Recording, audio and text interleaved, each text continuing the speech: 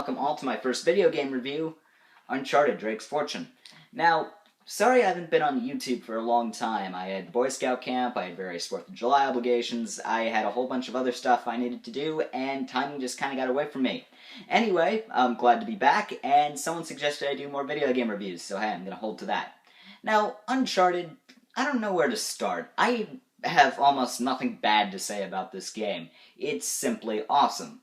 The story is really good, actually. I was surprised by just how good the story is. And the story goes that Nathan Drake, Victor Sullivan, who seems to be kind of an older mentor, and the love interest, Elena Fisher, do some digging into Sir Francis Drake.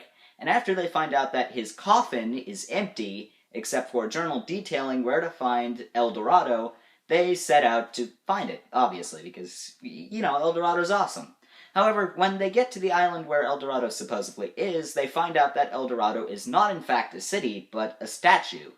And things quickly turn deadly when two other treasure hunters, Roman and Navarro, you don't really know their last names, start to basically destroy the island to search for this statue. And there's a whole bunch of other twists, turns, and various other things. I don't really want to spoil the game for you, but it's a thrill ride with some big twists.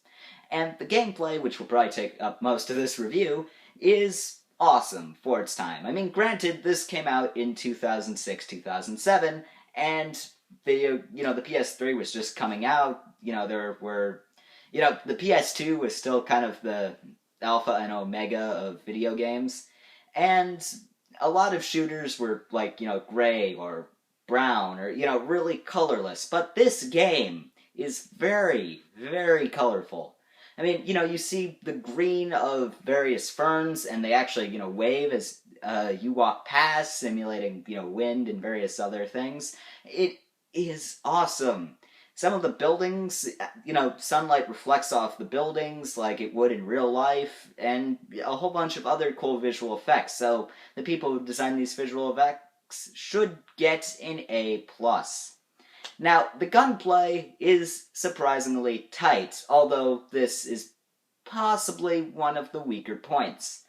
The gunplay, you can choose two guns, one dual-handed weapon and one single-handed weapon, and you can have grenades later in the game, and that's all you get. So it's not like some other shooters where, you can get your Magnum, your pistol, your semi-auto, your RPG, or AK-47, your M4, all in one. And I realize that if that was that way in this game, it would severely break the game, but if you like that, you're out of luck here.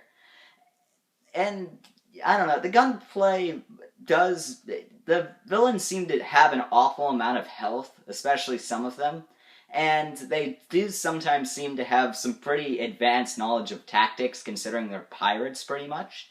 So, for example, if you're pinned down from cover, they'll pin you down, and a few others will spread out and then kill you, and you have really low health in this game. A few shots will kill you. So, yes, you will die a lot, and that was kind of annoying for me. But that's not the worst. The worst part, I believe, was some of the forced camera angles it took.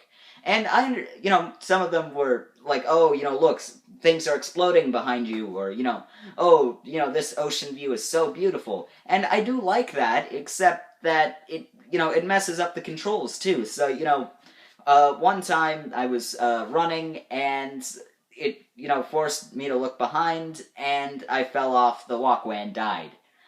Why? Because the controls suddenly decided, oh, well, this way is that way, and, that way is this way, so, yeah, that sucked. So, you can go through this game saying, oh, this is such a great game. Such a great game, to, oh, this game is so stupid! But those, oh, this game is so stupid moments do not last long and do not overshadow the relative awesomeness of this game. So all in all, I will say that if you are a collector of PS3 games, I know they're a last-gen console now since, PS4 and Xbox One took over, but honestly, if you're still looking for some good old-fashioned fun, this is the game for you. And if you enjoy Indiana Jones spin-offs, then this is the one for you. And it's an awesome game. I can't say it any better than that. Anyway, like, comment, subscribe. See you later.